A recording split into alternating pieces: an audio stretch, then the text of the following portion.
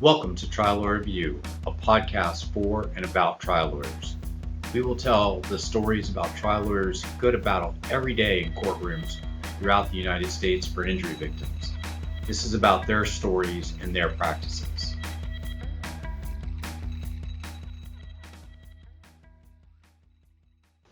Hello everyone, I'm Jason Lazarus, your host for Trial Lawyer Review. Thank you for tuning in today for another episode. Trial Lawyer Review is brought to you by Synergy Settlement Services. In full disclosure, I'm not a professional podcaster. Instead, my day job is Chief Executive Officer of Synergy Settlement Services. Synergy allows trial lawyers to focus on what they do best by handling the difficult issues that arise at settlement, like troublesome lien resolution issues, Medicare secondary payer compliance, government benefit preservation techniques, and complex settlement planning. Joining me today on Trial Lawyer Review is Bibi Fell. She's an incredibly talented trial lawyer and founder of the Fell Law Firm in San Diego, California. Her practice focuses on catastrophic personal injury, sexual assault, medical malpractice, employment, and business litigation. She's one of the few women attorneys to have received a verdict of over $100 million as lead trial counsel. In 2018, she was one of the 3 finalists for Consumer Attorney of San Diego's Trial Lawyer of the Year Award. She's been selected to be a member of the National Trial Lawyers Top 100 Trial Lawyers, Daily Journal's Top 100 Women Lawyers, Super Lawyers. Some of her noteworthy results include a $105 million verdict in a medical fraud case where she served as lead trial counsel, $15 million wage and hour class action settlement, $5.3 million settlement in a wrongful death case, a $5 million settlement in a medical malpractice case, $5 million settlement for a boy hit while riding a bicycle. She's got a long litany of other things that would take me a long time if I read it all, but those are some highlights, and I'm thrilled to have her as a guest on Trial Lawyer Review. Welcome to the show. Thank you for having me. So before we get into the practice of law stuff, I wanted to ask what it's like in a household with 3 daughters, 2 of whom are teens, from what I can tell. I've got 2 daughters myself. They're a little bit older, and a son. So 3 is challenging at times, but fun. How do you manage all of that and be a trial lawyer? I have a lot of fun with my kids, and I think the reason that I am not crazy stressed out about my home life is that I really give my kids room to just be kids and imperfect, and I don't put a whole lot of stress on them or high expectations on them. I think I get that from my father. He always told me, look, as long as you've tried your best, it's good enough for me. And so that's my approach with my girls, is as long as you've tried your best, it's good enough for me, which I think leads to a much smoother relationship. Yeah, I always took that kind of mindset and try to, give them the encouragement, but not try to put incredible stress on them to perform because they're all so different. All 3 of my kids are just incredibly different people and different skill sets, and it's fun to watch that bloom. That's so true of my girls as well. My oldest is the creative sweetheart, very empathetic, and my second is super type A personality. If it's not an A plus, it's not good enough. She puts a ton of stress on herself. And then my little one, my 5-year-old, is just big personality and does everything big and dramatic. So can you tell yet if any of them you think will follow in your footsteps and go to law school? My oldest had said absolutely not. She wants to do something creative. She is, and has been for a long time, really passionate about film. So she would really like to go into the film industry. My second daughter, Alexa, has wanted to be a lawyer since she was 4 years old and has taken like a huge interest in my business, in learning the business, and wants to make sure that she's on the trajectory to go to a really good law school. And then my littlest one, as of recent, really wants to be a nurse, and there is no pushing her off that. I've tried to suggest, like, oh, you mean you want to be a doctor? And she's like, no, no, mom, I want to be a nurse. My oldest daughter is a nurse, and she went to the University of Florida and has been a nurse at Shands ever since she graduated, and just now has decided to go back to become a nurse anesthetist, which I was really in favor of that because I felt like it was such a great career choice as a woman. If you're going to have a family, it gives you a little more flexibility because right now, she works in the pediatric cardiac ICU nights, which Mm. is I don't even know how she does it, frankly, while trying to get into the school, to get further her career. It's that's tough. It's a tough life if you're working in a hospital. But, we need nurses and there are shortages in that area. So it's probably not a bad career choice. It's just a tough one. Yeah, it's not a bad career choice at all. My mother is a nurse. My sister-in-law is a nurse. And so, the thing about being a nurse is that you are always able to look back on your day and say, I helped somebody today, and there will never be a shortage of need for nurses. Very true. And, we're lucky, both of us, to be in a profession where you get to say that as well, which is nice, which sort of leads me into the next question. I know from doing some background research on you that your dad was a lawyer and you've got four generations of lawyers in your family. Um, and you grew up around the law and knowing since age 4 you wanted to be a lawyer. But what was the single biggest reason for you making the practice of law your career and becoming a trial lawyer ultimately? Yeah, so it's funny because at age 4, I decided I wanted to be a lawyer, and I never questioned it. I never questioned it. I never wavered. There was no other profession that ever sort of snuck its way into my mind. It was just a given that I was going to be a lawyer. And because I come from a family of trial lawyers, that's the only type of lawyer I really understood existed. So when I said I wanted to be a lawyer, I meant I want to be in the courtroom trying cases in front of juries. When I look back on that, what gave me that huge passion at such an early age? As a 4-year-old, you don't understand very much about what lawyers actually do. Frankly, as a high schooler, I can't say I really understood what a lawyer did. So what I did understand though was that my dad loved what he did, that he was respected in the community, and that he was passionate about whatever it was he did all day long. That's what I wanted. It's funny, it's such a different experience. I never knew that I wanted to go to law school and decided to go to law school after pursuing an undergraduate degree in psychology. After I had an advisor suggest, why don't you consider going to law school? And I said, okay, that sounds like a good idea. It's interesting to hear that other perspective, but in the end, I think most people that get into it have that desire for that passion in their lives, which for many, walking into a courtroom is something that really is, you know, it helps you uh, fill that need in yourself to be able to do that. And if you've got that passion to help people, it's a beautiful thing to be able to do both of those. Yeah. And I'm an adrenaline junkie at heart.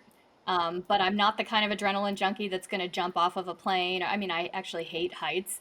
So my husband can do that. He can jump out of planes and jump off of cliffs. For me, because I'm actually kind of introverted and shy by personality, like walking into a courtroom and talking to people gives me an adrenaline rush. And I keep coming back for it. Yeah, I think I've got that similar profile. But I'm a cyclist, and so bike racing for me for years was that that satisfying that need for speed, but also getting that too because I do feel that way. I'm more reserved, and when I've gone into court, and I've got a law practice that's separate from Synergy, so I do still handle things, and when I do that, there is that bit of adrenaline rush of being able to experience that when I'm doing something in court. So I get that completely.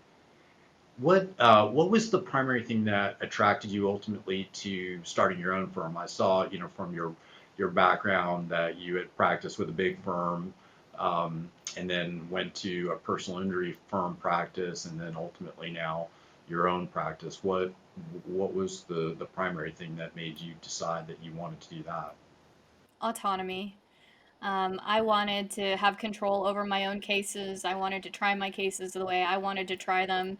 I wanted to be able to take cases and try cases, even if, nobody else agreed that I should take it and try it, even if it wasn't for the money, it was for the principle. And I wanted to have a little bit more command over my own destiny. And when you work for somebody else, there's always going to be a huge element of your own decision making that you have to give up. So for me, at the end of the day, it was the autonomy, the freedom to take the kind of cases I wanted, to work with the people that I wanted, to handle the matters that were important to me, and collaborate with other lawyers, things that I couldn't really decide to do on my own when I worked for someone. Yeah, so you're more entrepreneurial like me. I love that freedom, that charting your course and being the one that controls that. I That was one of the things I didn't like about practicing right out of law school was, being an associate, being told what to do and how to do it and when to do it. That's tough coming from a background. For me, my family started their own business, and so I always saw that as ultimately what I thought I wanted to do, which it turns out is what I did, and don't regret that decision Yeah. a day. So I completely understand where you're coming from on that. So uh, I know you've got your law firm. I see in your background you've got Athea. What is Athea Trial Lawyers, and why is that important to you? Yeah, so Athea is a great example of what I was just talking about, is the freedom to collaborate. So all six of us have our own firm, and we run our own law firms, but we all have for a long time had a huge amount of respect for each other, and I'll even say, at least for me, awe of these other women.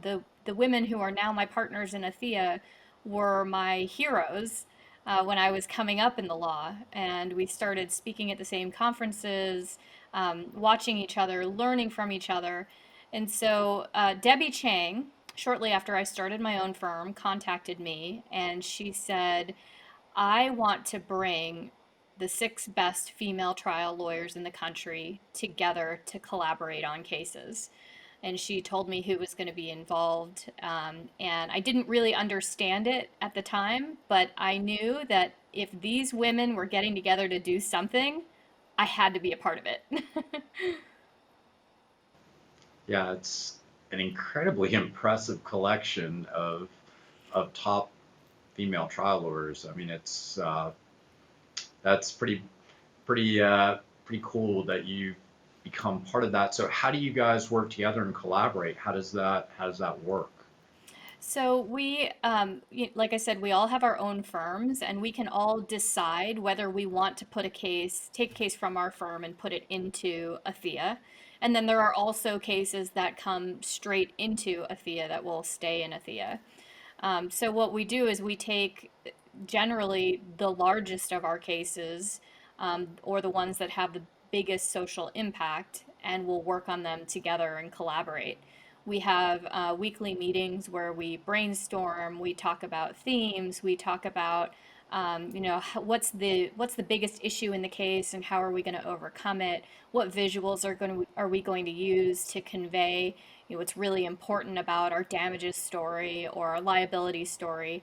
And so, in addition to the client getting six phenomenal perspectives, um, each of us has learned so much from the others. Yeah, it's a really cool, interesting concept, and the power of that team being brought to bear in any particular case, particularly ones of importance, seems like just a great thing in the end for the client and for the legal system, and frankly, for other female attorneys who really ultimately want to follow that same path. Yeah, we have a huge passion in helping the female lawyers in the generation behind us. So, working with them on cases, making sure they have the resources that they need, brainstorming with them. I mean, each of us grew up in a legal environment where there weren't that many women who had been there, who had done that, and who, on top of it, were willing to kind of take you under their wing and to teach you. So I think all of us actually learned from men. And part of the reason we grew to love and respect each other so much is because we found that, yeah, we learned some great skills from men, but at the end of the day, like in order to really be our best in trial, we needed to develop skills and learn from other women and how they handled themselves in a courtroom. Yeah, that's it's interesting because I've talked to other female trial attorneys, and it is, you are a minority in the trial lawyer community. That hopefully will change more and more over time as more women like you are out there in the courtrooms and in the view to show that path. I am curious how you developed your niche practice handling the types of cases that you currently handle, and how you sort of progressed to the point that you are at today. Yeah. So I guess it involves a little bit of a history lesson in, my path. I have always been thrilled by the intellectual challenge. I did very well in college, very well in law school, have a strong intellectual capability. Went and worked for Baker McKenzie at the time. It was the largest law firm in the world, handling incredibly complex cases, making new law. I think one of our pro bono projects was to draft a constitution for another country. I mean, really high level intellectual work, and I loved it. I mean, it was very fun. Um, what it didn't provide for me, though, is the ability at the end of the day to say, I made the world a better place. I helped somebody in a way that was real and meaningful. So, after, 5 or 6 years of doing that, I had the opportunity to take a couple of plaintiffs' cases and experience what it was like to represent an individual and change one person's life instead of making a lot of shareholders a little bit of money. And for me, as fun as the intellectual part is, helping somebody and making a real difference in their life, creating, at least in a small way, a little legacy, um, just was so much more meaningful. And I felt like I was living my purpose. So after finding that out, I went to a plaintiff's firm and I pretty quickly became known as the person who would take the hard cases. So if there was a sticky issue, if there was something that involved a little bit more law and motion work, if there was a case that people were like, I don't know how in the world we're going to win this, it usually landed on my desk because I felt up for a challenge. So the cases that I've done well on and gotten my reputation from are cases that I pretty much got because I was supposed to lose them. Hey, that's a good reputation to have. That the ones you were supposed to lose, you're winning, right? So that's kind of. Yeah, but don't get me wrong. I love an easy case too. I mean, it's hard to be swimming upstream on every single case in your workload. Yeah, absolutely. So with handling catastrophic cases, what are the top three things that you do to empathize with clients to ultimately tell their story to the jury? I think it's all about the amount of time that you spend with them and taking a genuine interest in somebody else's life. I mean, I think that there is a personality type for every type of the law. And if your personality type doesn't fit that area of the law that you're practicing in, you may be good, but you're never going to be great. You may tolerate your job, but you're never going to love it and really be passionate for it. I feel lucky. I mean, I am very passionate about people. Um, if I, in hindsight, could have given myself another option of career, it probably would have been therapist. All my clients have my cell phone number. They call me for all sorts of things. And after their case is over, our relationship is not over. So I really enjoy getting to know them, getting to know their family, looking through photo albums, and truly understanding how one event has changed their life. And I think it comes through in the courtroom. You can't fake anything in front of 12 people and expect it not to be discovered. And so when I'm talking about my client in a courtroom, I'm talking about someone I care about and a case that I believe in. And I think that shows. It's interesting with what we do. I've tried to instill that idea, that empathy idea, across every aspect of what we do because I feel like if we're fighting a lien or protecting somebody's government benefits or helping them on the financial side of things, understanding what they've been through and knowing that you have that massive opportunity to positively impact them by what you do is so important to keep at the forefront of our group. And that's I've everybody that's been on this podcast, I've asked about that, and it's a very common theme. It's this idea for trial lawyers really getting to know that client to be able to feel and then be able to communicate that ultimately to the jury. Right. So I wanted to talk to you about the medical fraud case that you handled, which resulted in that $105 million verdict. It seems like an incredibly crazy set of facts and story. Could you briefly, for our listeners, highlight a couple of the important points about your client and what had happened in that case? Sure. My client was Don Cali, and the defendant was Robert Young. Robert Young is somebody who got a mail-in, science degree and held himself out to be a doctor. He actually called himself a doctor. He was not licensed. Um, and he made his money by defrauding people who are in the most vulnerable position that they'll ever be in their entire lives. People who have gotten a cancer diagnosis or their family members who have a cancer diagnosis. And most of his victims had been told that they were terminal and that there was no traditional medical treatment available left to them. And so he concocted a theory that is not based on any science to sell smoothies and exercise regimens.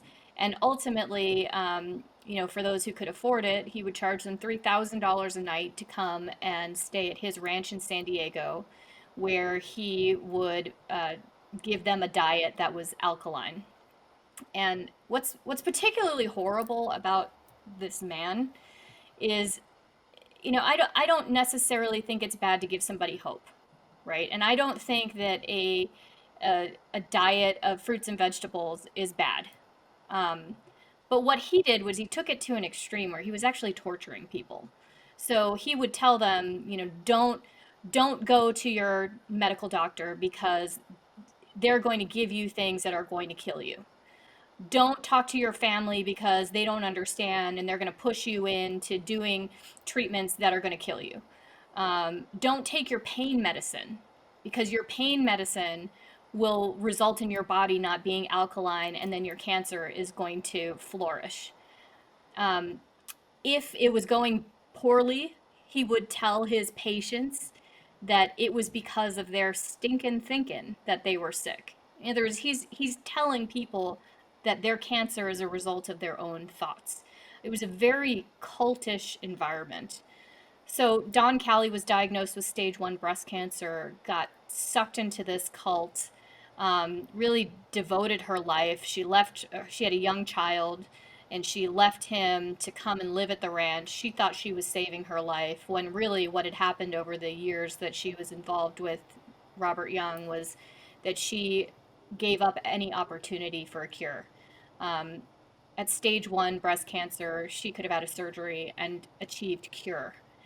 But before she was able to get that kind of intervention, he had sunk his claws into her, and years went by to where she was stage 4, non curable, And at the time of trial, her doctor gave her only 4 more years to live.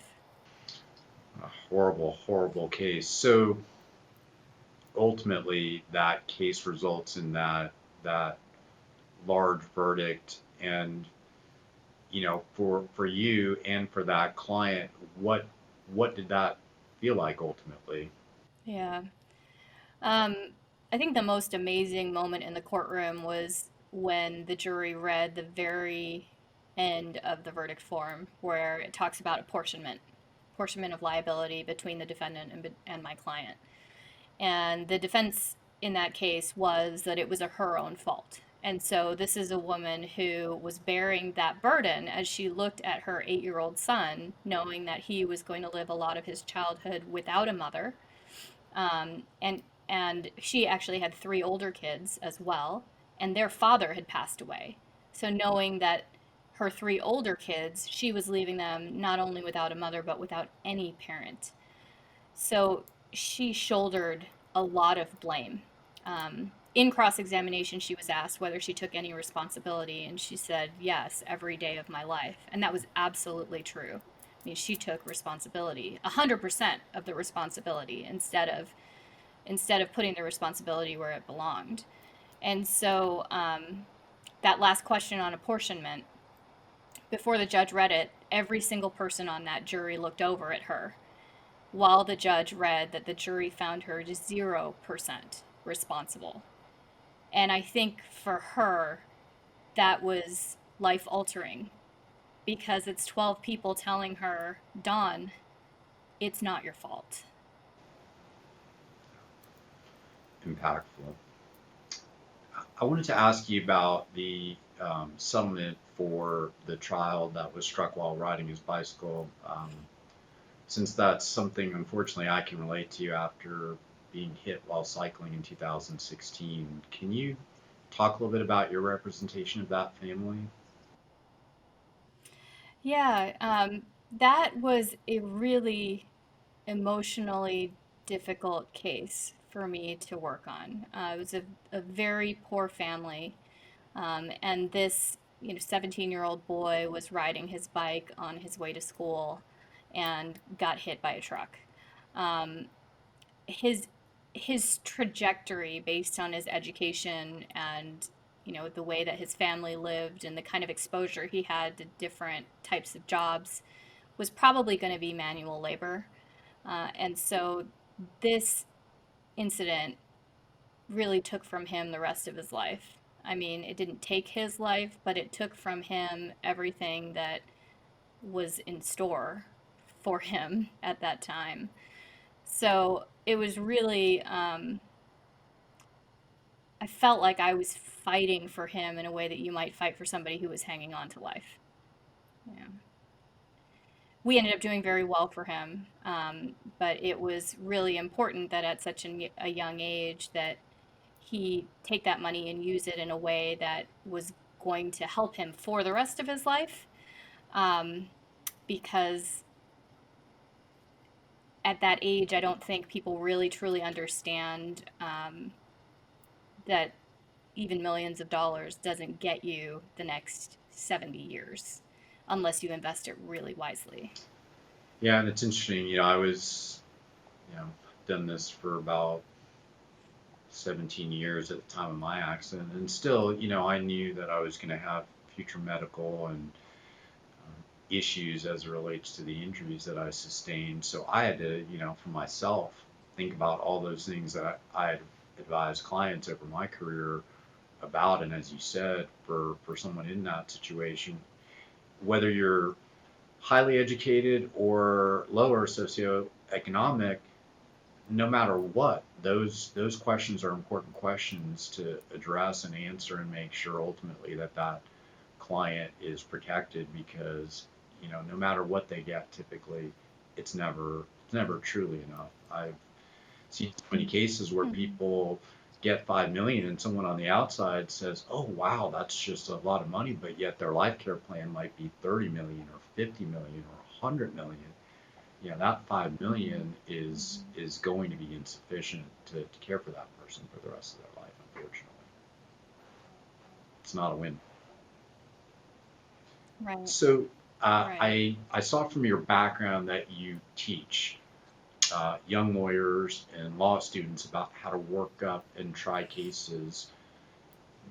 What are the reasons that you um, do that? What's important to you about doing that? Yeah. I started teaching in part to fill my urge and desire to be in a courtroom. Until you've tried a certain number of cases, you're not going to be trying that many cases. And so I was still early on in my career when I had my first opportunity to teach. I hadn't tried many cases. If I tried one case a year, it was, exciting and a good year, and I could call myself a trial lawyer for that year. And really my urge, like what I find inside me, is that if I don't try a case a quarter, I start to get that itch. And so when I got the opportunity to teach, it kind of scratched that itch. And so if I wasn't trying a case every quarter or a case every couple of months, then I could still at least go and be with students in front of, an audience, practicing my trial skills and teaching other people how to do it. So that's why I started out doing it. It was largely self-interested. Mostly I enjoyed it. But what I've found is that it's also really fulfilling to build these relationships with these young lawyers. I get phone calls from young lawyers who, say, oh, professor, you taught me 6 years ago, 7 years ago, and I just ran across this question. And I love that. I love that connection. Every lawyer who's worked for me, I have taught at some point, and so I love seeing them develop. So briefly, can you highlight a couple of important points about the trial lawyer associations that you're involved with, like ABOTA, Alliance of Women Trial Lawyers, CALA, and why you're part of them? Yeah. So, Aboda has been a long time, passion of mine. My father was invited into Aboda, um, and, had talked to me very early on about the prestige of the organization and how its focus was not just on lawyering for the sake of the lawyer or lawyering for the sake of the client, but it's on lawyering as a profession and the civility and professionalism that we should be exhibiting towards one another. And how do we advance the profession in terms of how we handle the rule of law? And how do we use our collective voice in order to make sure that trial by jury doesn't go away? So, all things that were very important to me ideologically when I entered the law. Those are things that ABOTA stands for. And then, very early on in my career, after I had tried just a couple of cases, I went to the ABOTA Trial College, and I found that the quality of the people was everything I expected. I mean, wonderful mentors, wonderful trial lawyers, people who really cared about each other. I mean, we're talking, this was like 12, 14 years ago, and some of the people I met at that conference are some of my closest and dearest friends now. And so that really gave me like a personal love for the organization. I went back every couple years to teach at the trial college until I was eventually admitted to a BOTA myself, which for me was a great day. The Alliance of Women Trial Lawyers for me is an organization I'm really passionate about, because again, like I feel like I had to learn how to try cases from men. I learned some things and that was okay, but it wasn't until I started to see other women in the courtroom and learn from other women that I really developed my own voice and my own style, something that was truly authentic to me, that felt 100% right in the courtroom, instead of that I was just trying to imitate somebody I would never be. And so it's important for me to be involved in an organization with other women where we can give other women coming up that same experience, as well as learn from each other and develop a network where we're able to refer cases to each other and help each other in strategical things. So the last couple of organizations you asked about kind of fall into the category of, plaintiffs' trial lawyers organizations. We are at a disadvantage as a plaintiff's trial lawyer if we are not involved in our local trial lawyer organization. The defense has a big firm behind them, a big insurance company behind them. They've got resources, they've got charts of data on how cases go. They have motions already drafted. I mean, they have this arsenal, given the way that they practice and that they have one institutional client, that we could never develop as a single solo practitioner or small firm. And so, if we are not banding together to share resources, to share expert deposition transcripts, then we are absolutely going to be at a disadvantage in every case we work up for trial. Yeah, it's really cool. As a lawyer, I get to participate on our listservs here in Florida and some national with AAJ. But seeing that, because basically it's like having the resources of a big firm behind you, because you can ask all your colleagues for advice when you're dealing with something that you need that kind of support and horsepower behind you. So it's incredibly important to have those organizations out there. So I did want to ask you about that, because I truly believe that really sets the plaintiff trial bar apart, is how collaborative overall it is. It's really cool to watch that every day when I look at the emails on the listservs. Yeah. I love that about being a plaintiff's lawyer. When I was in big law, everything was competitive. I mean, it was competitive with other firms, and it was even competitive within a single office. And so I love the collaborative environment and how we can help each other, because you know what? If my quote unquote competitor gets a great verdict, that's a verdict I'm going to be citing to an insurance company later on when I have a similar case, saying, hey, look at this verdict. So it really is a way that we all help each other. Yeah. Um, are there one or two or maybe three things you could share with other women trial lawyers who might want to model their career after yours? Yeah, so one of the questions I get all the time from women is, how do you decide when to have a family? How do you decide when to put your career first versus your family first? And I think the answer to that is, if it's right for your family, if the time is right for your family, don't make a decision based on your career. Um, I had kids young, and I had kids a little older. So my first daughter was born when I was just a first year associate. And what was great about that was I was a cog in a machine. And when I went on maternity leave, they took me out, they put another cog in, and the machine just kept running. I actually got to take a maternity leave. And so I got to spend the time with my daughter. I got to enjoy that maternity leave and not be working the entire time. I didn't have as much money. So I felt like I was working really hard at home and working really hard at the office, but I had a lot of energy too. So, I look back on that time in my life and I think, that was the right time. And then I had my 5-year-old when I was already an established partner at a law firm, trying cases, had responsibilities to the client, and I had a lot more money, a lot more resources. I could get people to come in and help me in the home, which was really nice. But I didn't have as much energy, and I didn't really get to take a maternity leave because cases needed my attention. Um, was that the right time? It wasn't the wrong time either. I mean, that worked out. I didn't take as much of a maternity leave, but I had help in the home. So it's like women who get really concerned about, okay, well, how many years of practice do I need to be? Where does my career need to be before I can start a family? My message to you is, put your family first. Your career will work itself out. There is really not a bad time to have your family.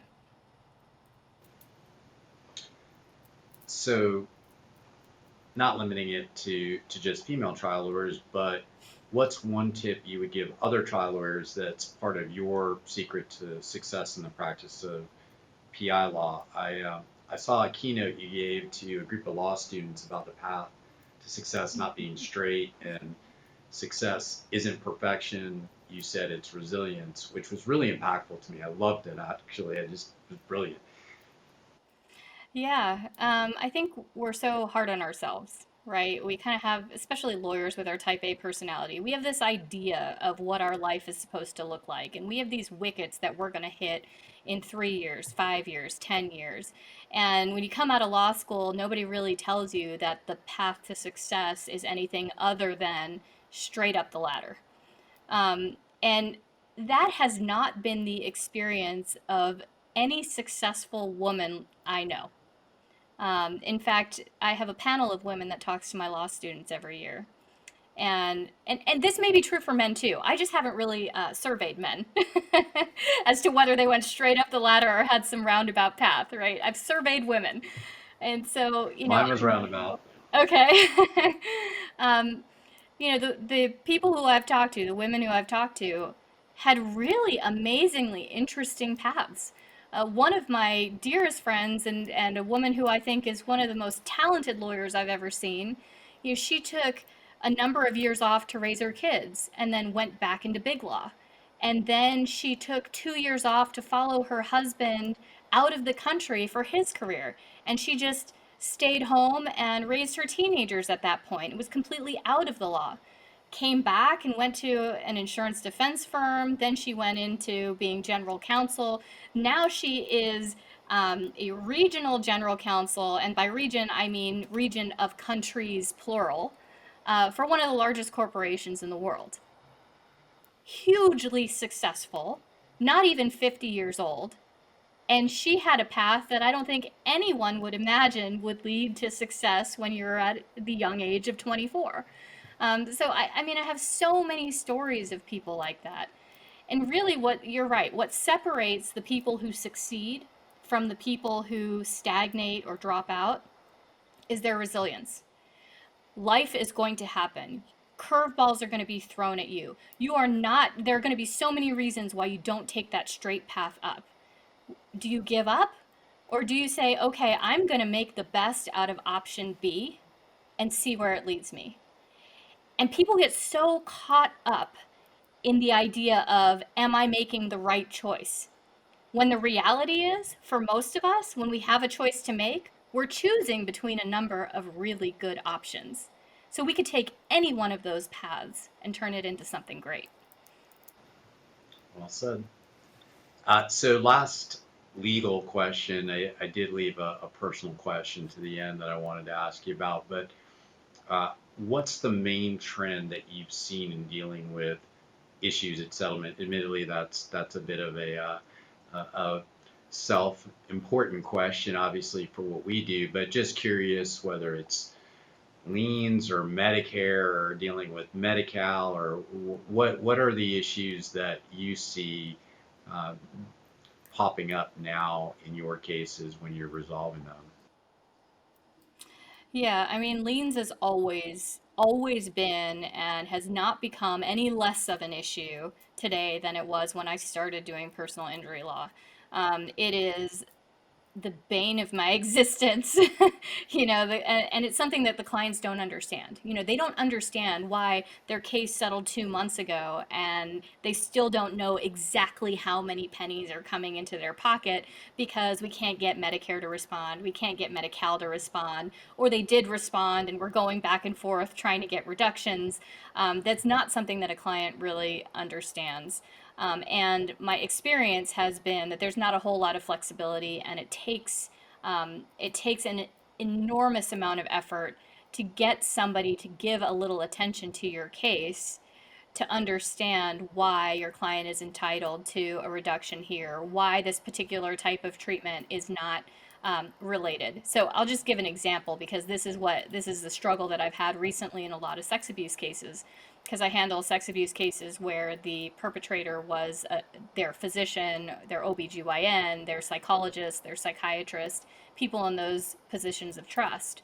Well, both Medicare and Medi-Cal then take the position that all of the treatment, psychological treatment that your client receives thereafter is as a result of the injury, and they put a lien on it.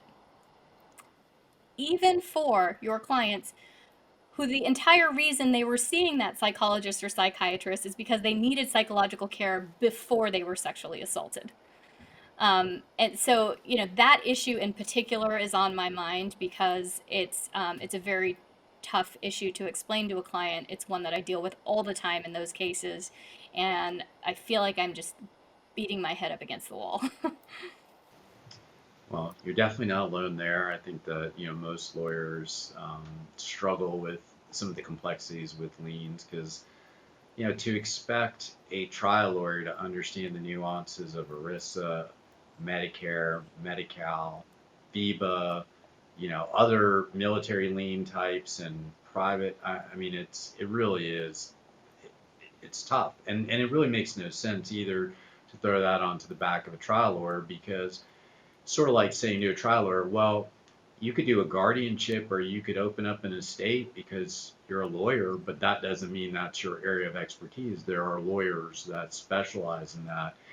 And that's one of the things that I try to educate, generally about is, hey, these are difficult issues. As a trial lawyer, you've got to be able to issue spot, but then know, hey, there may be others out there who really need to consult either with me or with the injury victim about what to do to make sure that ultimately that client gets the best possible outcome, which was, sort of the foundation of creating this company was giving trial lawyers that resource, that one place that has experts that can really help navigate some of those really difficult issues that you guys face when really the case is done. It's sort of the case after the case is kind of how we refer to that. Yeah, and let's be real, like those of us who love representing injured people, we're not built for the lien negotiation stuff. It's just not anything any of us enjoy. Yeah, absolutely. So, last question is a personal one. Before we started the podcast, we talked a little bit about it because I wanted to make sure it was a topic that you felt comfortable talking about. So, I understand that recently it was, and I'm hopefully I don't butcher this too badly. It was National Hepatoblastoma. Uh, I probably just Hepatoblastoma. awareness day.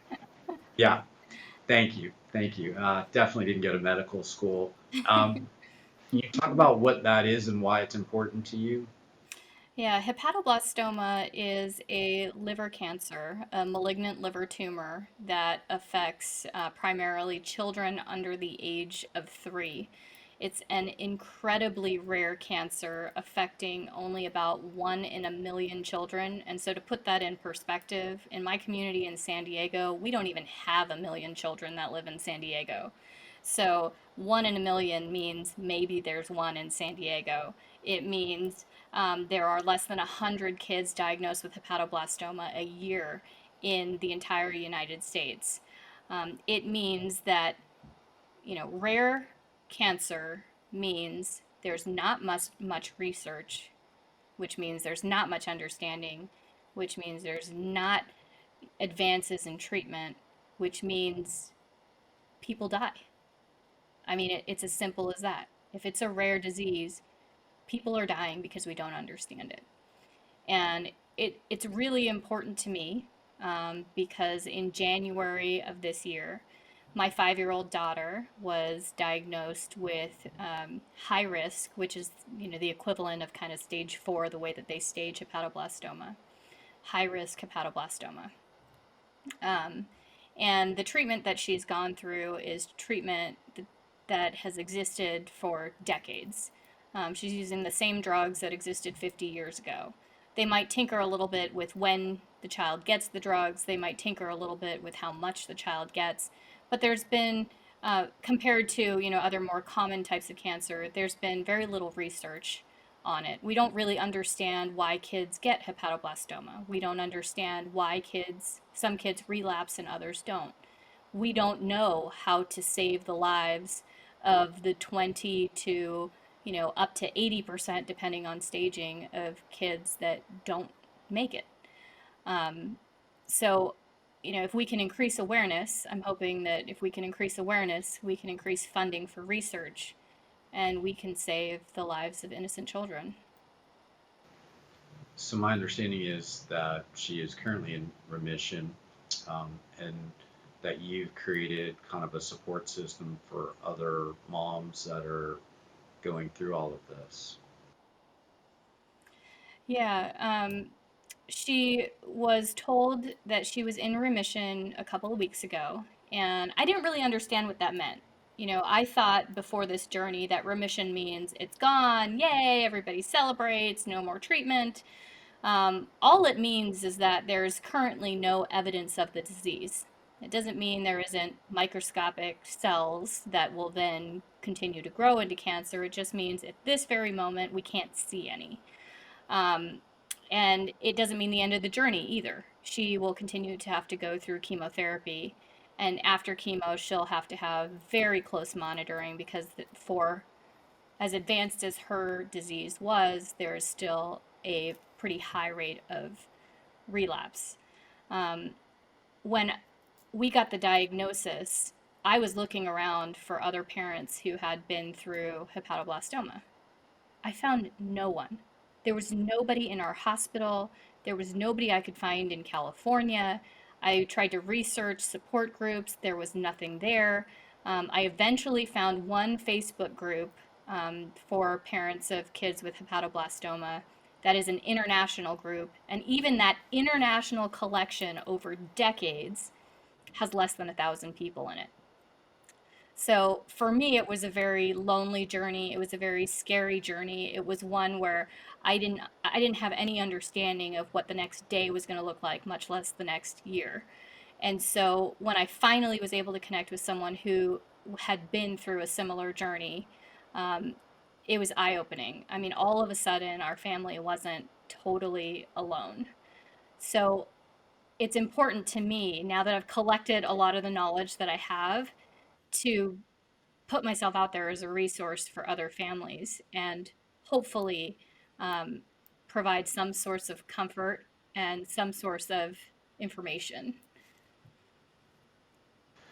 So, last question before we wrap up, sort of along the lines of that is how do you manage work-life balance as a lawyer and a mom? I mean, I guess putting that aside because that's got to be all-consuming at least for periods of time. But how do you, as a female trial lawyer, manage everything? I don't think I do. I used to sort of facetiously tell people, I don't manage everything. I do everything a little bit shitty. I do everything a little bit junk in case you have to edit that out. um, which, made me chuckle a little bit, but that reflected how I felt. I felt like I was not as good of a mom as I should be. I felt that I was not as good of an employee as I should be, that I was not as good of a lawyer as I should be because there are only 24 hours in a day and it's a finite pot. If I take from my work to give to my kids, I've taken from my work. If I take from my kids to give to my work, I've taken from my kids, which feels horrible. I think what I've learned over the years, though, is to give myself a little bit more grace. Even though I feel like I'm not a perfect mom or a perfect lawyer, the fact of the matter is I'm pretty darn good at both. I'm really darn good at both. And so I have to accept and be willing to tell myself, you know what? You're good at that. In your head, oh, well, if I had spent a couple more hours, would I have been better? Maybe. Okay, but I'm still really good at the things that I'm good at. So it's giving myself grace, and it's realizing that there is no perfect balance. So you have to find your perfect imbalance. There are going to be periods of time that my life is wildly out of balance because I'm in trial. But that's okay because after that trial is over, my life can be wildly out of balance because I take a vacation with my kids or because I just spend a lot more time with them and I don't go to the office every day. So it's a dynamic situation. You have to be flexible enough to react to what's in front of you and give yourself grace to realize that you will not achieve perfection. And if anybody says that they have, they're lying. So do the best you can and find your perfect imbalance. It's incredible advice. I still struggle, admittedly, with that giving myself enough grace because it is when you are type A and you feel like you should be at perfection when you're trying to be a perfectionist, but there isn't. You just can't achieve it. And as you said, that it is perfectly imbalanced at times, and it just is what it is.